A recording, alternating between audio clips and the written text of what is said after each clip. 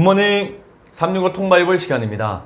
하나님께서 에스겔 선지자에게 환상을 통해 다시 재건될 성전의 구조와 치수를 계속해서 말씀해 주십니다. 그리고 그 성전에 하나님의 영광이 가득함을 보게 하십니다. 이는 바벨론 포로 70년이 차면 그 이후에 다시 약속의 땅으로 돌아올 제사장 나라 거룩한 시민이 이스라엘과 만나기를 원하시는 하나님의 마음이 담겨져 있는 것입니다. 에스겔 선지자는 바벨론에서 포로의 신세로 절망 가운데 빠져있는 남유다 백성들에게 하나님께서 환상 가운데 보여주신 새 예루살렘 성전에 대해 전하면서 구원과 회복의 날을 외칩니다. 그래서 에스겔 선지자를 통해 하나님의 뜻을 알게 된 바벨론 포로 남유다 백성들은 성전 회복에 대한 희망과 기대를 가지면서 큰 위로를 받습니다. 자, 그러면 오늘의 성경 에스겔 42장에서 43장까지 읽도록 하겠습니다.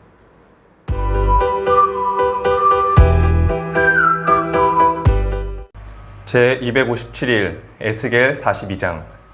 그가 나를 데리고 밖으로 나가 북쪽 뜰로 가서 두 방에 이르니 그 두 방의 하나는 골방 앞 뜰을 향하였고 다른 하나는 북쪽 건물을 향하였는데 그 방들의 자리의 길이는 100척이요 너비는 50척이며 그 문은 북쪽을 향하였고 그 방 3층에 회랑들이 있는데 한 방의 회랑은 20척 되는 안뜰과 마주 대하였고 다른 한 방의 회랑은 바깥뜰 박석 깔린 곳과 마주 대하였으며 그 두 방 사이에 통한 길이 있어 너비는 10척이요 길이는 100척이며 그 문들은 북쪽을 향하였으며 그 위층의 방은 가장 좁으니 이는 회랑들로 말미암아 아래층과 가운데층보다 위층이 더 줄어짐이라. 그 방은 3층인데도 뜰에 기둥 같은 기둥이 없으므로 그 위층이 아래층과 가운데 층보다 더욱 좁아짐이더라. 그 방의 바깥담 곧 뜰의 담과 마주 대한 담의 길이는 50척이니 바깥뜰로 향한 방의 길이는 50척이며 성전 앞을 향한 방은 100척이며 이 방들 아래에 동쪽에서 들어가는 통행구가 있으니 곧 바깥뜰에서 들어가는 통행구더라. 남쪽 골방뜰 맞은쪽과 남쪽 건물 맞은쪽에도 방 둘이 있는데 그 두 방 사이에 길이 있고 그 방들의 모양은 북쪽 방 같고 그 길이와 너비도 같으며 그 출입구와 문도 그와 같으며 이 남쪽 방에 출입하는 문이 있는데 담 동쪽 길 어귀에 있더라. 그가 내게 이르되 좌우 골방뜰 앞 곧 북쪽과 남쪽에 있는 방들은 거룩한 방이라. 여호와를 가까이 하는 제사장들이 지성물을 거기에서 먹을 것이며 지성물 곧 소제와 속죄제와 속건제의 제물을 거기 둘 것이니 이는 거룩한 곳이라. 제사장의 의복은 거룩함으로 제사장이 성소에 들어갔다가 나올 때에 바로 바깥뜰로 가지 못하고 수종들은 그 의복을 그 방에 두고 다른 옷을 입고 백성의 뜰로 나갈 것이니라 하더라. 그가 안에 있는 성전 측량하기를 마친 후에 나를 데리고 동쪽을 향한 문의 길로 나가서 사방 담을 측량하는데 그가 측량하는 장대 곧 그 장대로 동쪽을 측량하니 500척이요 그 장대로 북쪽을 측량하니 500척이요 그 장대로 남쪽을 측량하니 500척이요 서쪽으로 돌이켜 그 장대로 측량하니 500척이라. 그가 이같이 그 사방을 측량하니 그 사방 담 안마당의 길이가 500척이며 너비가 500척이라. 그 담은 거룩한 것과 속된 것을 구별하는 것이더라. 에스겔 43장. 그 후에 그가 나를 데리고 문에 이르니 곧 동쪽을 향한 문이라. 이스라엘 하나님의 영광이 동쪽에서부터 오는데 하나님의 음성이 많은 물소리 같고 땅은 그 영광으로 말미암아 빛나니 그 모양이 내가 본 환상 곧 전에 성읍을 멸하러 올 때에 보던 환상 같고 그 발 강가에서 보던 환상과도 같기로 내가 곧 얼굴을 땅에 대고 엎드렸더니 여호와의 영광이 동문을 통하여 성전으로 들어가고 영이 나를 들어 데리고 안뜰에 들어가시기로 내가 보니 여호와의 영광이 성전에 가득하더라. 성전에서 내가 하는 말을 내가 듣고 있을 때에 어떤 사람이 내 곁에 서 있더라. 그가 내게 이르시되 인자야 이는 내 보좌의 처소 내 발을 두는 처소 내가 이스라엘 족속 가운데 영원히 있을 곳이라. 이스라엘 족속 곧 그들과 그들의 왕들이 음행하며 그 죽은 왕들의 시체로 다시는 내 거룩한 이름을 더럽히지 아니하리라. 그들이 그 문지방을 내 문지방 곁에 두며 그 문설주를 내 문설주 곁에 두어서 그들과 나 사이에 겨우 한 담이 막히게 하였고 또 그 행하는 가증한 일로 내 거룩한 이름을 더럽혔으므로 내가 노하여 멸망시켰거니와 이제는 그들이 그 음란과 그 왕들의 시체를 내게서 멀리 제거하여 버려야 할 것이라. 그리하면 내가 그들 가운데 영원히 살리라. 인자야 너는 이 성전을 이스라엘 족속에게 보여서 그들이 자기의 죄악을 부끄러워하고 그 형상을 측량하게 하라. 만일 그들이 자기들이 행한 모든 일을 부끄러워하거든 너는 이 성전의 제도와 구조와 그 출입하는 곳과 그 모든 형상을 보이며 또 그 모든 규례와 그 모든 법도와 그 모든 율례를 알게 하고 그 목전에 그것을 써서 그들로 그 모든 법도와 그 모든 규례를 지켜 행하게 하라. 성전의 법은 이러하니라. 산 꼭대기 지점의 주위는 지극히 거룩하리라. 성전의 법은 이러하니라. 제단의 크기는 이러하니라. 한 자는 팔꿈치에서부터 손가락에 이르고 한 손바닥 넓이가 더한 것이라.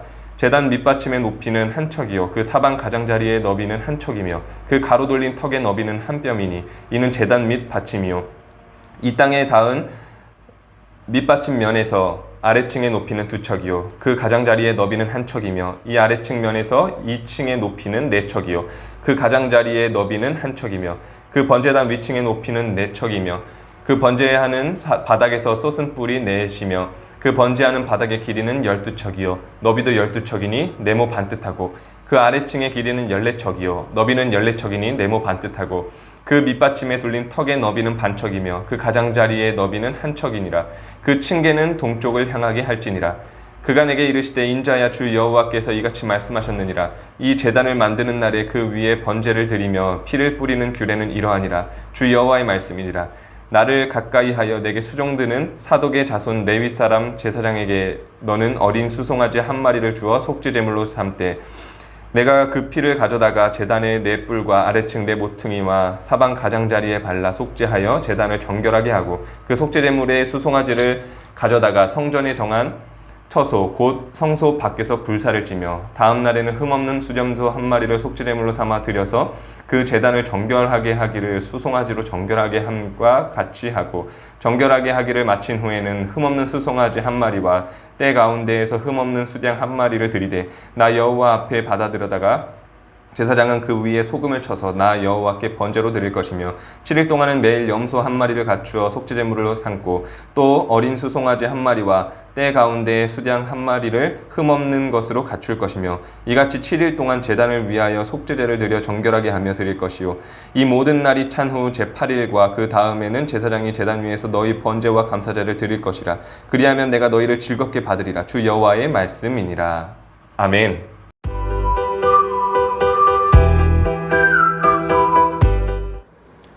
오늘 읽은 본문의 말씀을 세 가지 포인트로 정리해 보겠습니다. 첫 번째 포인트. 광야에서 모세에게 성막의 식양을 주셨던 하나님께서 바벨론 포로지에서 에스겔 선지자에게는 한상 가운데 다시 재건될 예루살렘 성전의 구조와 치수를 말씀해 주십니다. 일찍이 출애굽한 이스라엘이 광야에 머물 때 하나님께서 모세를 통해 성막의 식양을 주셨습니다. 모세에게 성막의 식양을 주셨던 하나님께서 이제 바벨론 포로지에 있는 에스겔 선지자에게 한상 중에 다시 재건될 예루살렘 성전을 보여주십니다. 이번에는 천사를 통해 성전 안의 제사장들의 방을 보여주십니다. 그가 내게 이르되 좌우 골방 뜰 앞 곧 북쪽과 남쪽에 있는 방들은 거룩한 방이라. 여호와를 가까이 하는 제사장들이 지성물을 거기에서 먹을 것이며 지성물 곧 소제와 속죄제와 속건제의 제물을 거기 둘 것이니 이는 거룩한 곳이라. 아멘. 이 거룩한 방은 에스겔 40장에 나왔던 제사장들의 방으로 성전 안뜰 좌우 골방 뜰 앞에 북쪽과 남쪽에 있는 3층 건물입니다. 북쪽을 향한 방은 제단을 지키는 제사장들의 방이고 남쪽을 향한 방은 성전을 지키는 제사장들의 방입니다.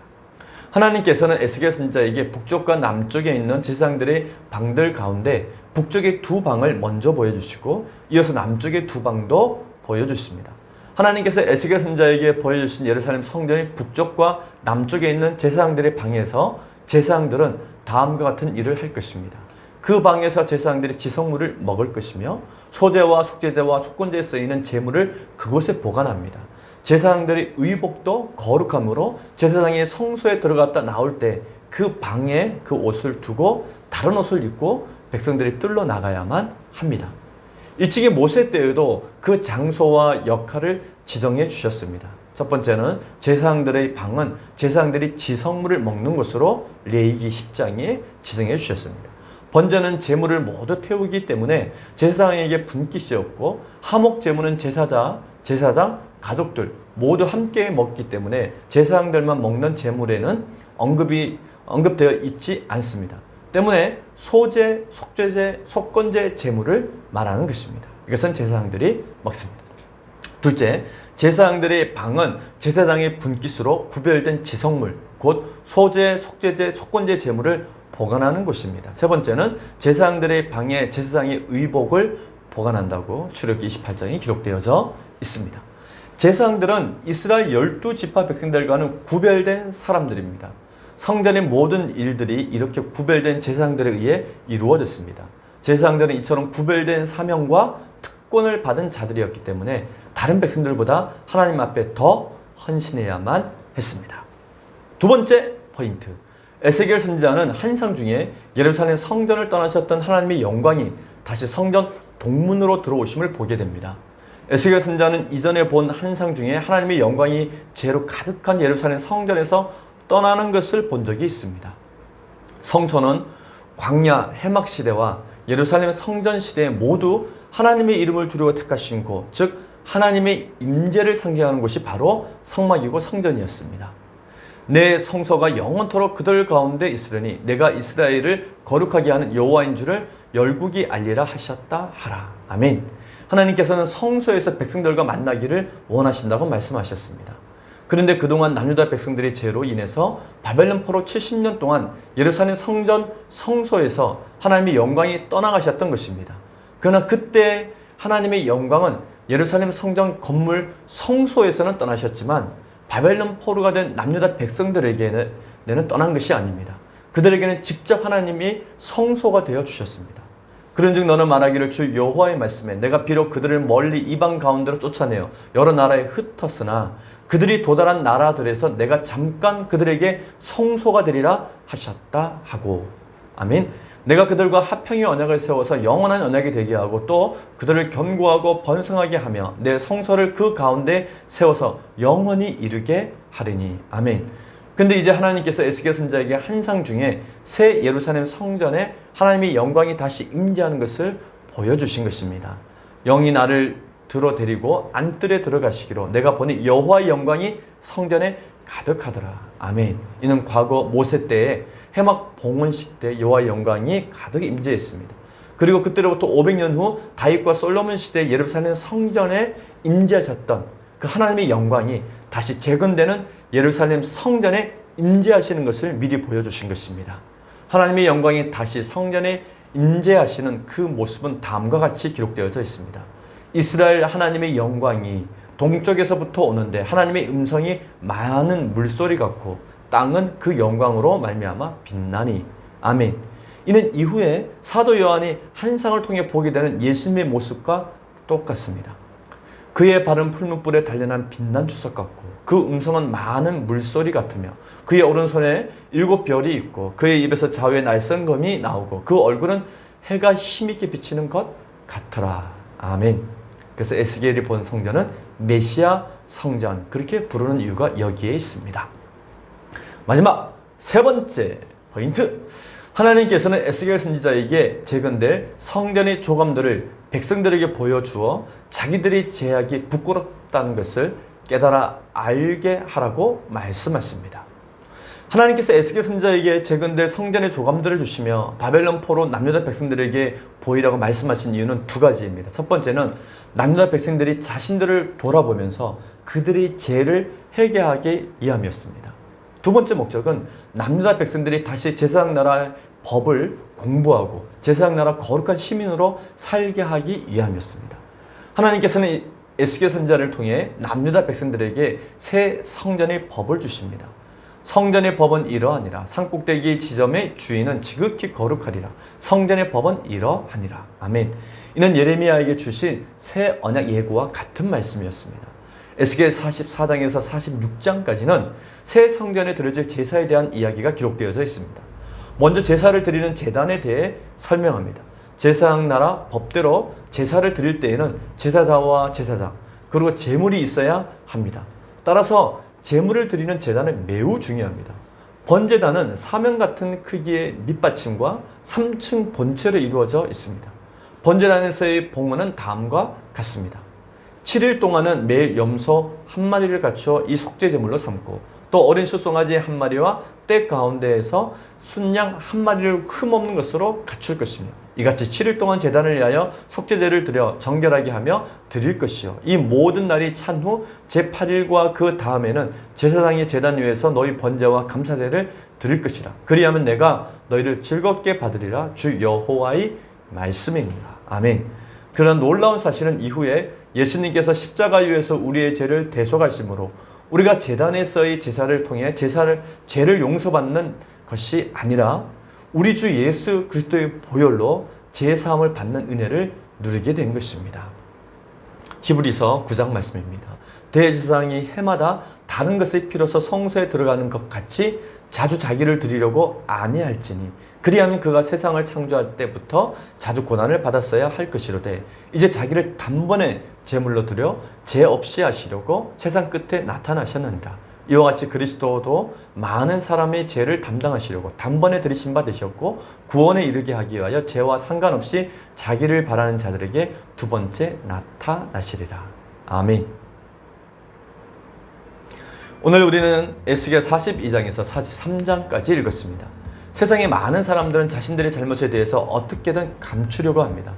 하지만 하나님 앞에서 올바른 신앙인의 삶을 꿈꾼다면 자신의 잘못을 감추는 것이 아니라 하나님 앞에 고백하고 또 하나님 앞에서 그 죄를 부끄러워할 줄 알아야 합니다. 하나님께서는 지난날의 자신들의 잘못과 죄악에 대해서 부끄러워하는 남유다 백성들에게 그들이 그토록 소망하던 성전의 제도와 출입하는 곳을 보여주시면서 그들이 하나님의 율례와 계명과 법도를 지킬 수 있도록 복을 내려 주십니다. 하나님께서 원하시는 기준은 그들이 자신들의 죄악에 대해서 부끄러워할 줄 아는 것입니다. 부끄러움 그 자체는 힘든 일이지만 하나님께로 가장 빠르게 갈 수 있는 지름길입니다. 영광의 회복으로 가는 길목까지는 자기 죄에 대한 인정과 또 그에 따른 회개가 반드시 있어야만 합니다. 부끄러워하지 않는 사람에게는 희망이 없습니다. 회개한 죄인만이 하나님이 허락하시는 영광의 자리에 참여할 수 있기 때문입니다. 오늘 하루도 오늘 말씀을 붙잡고 승리하는 하루가 되시기를 바랍니다. 화이팅!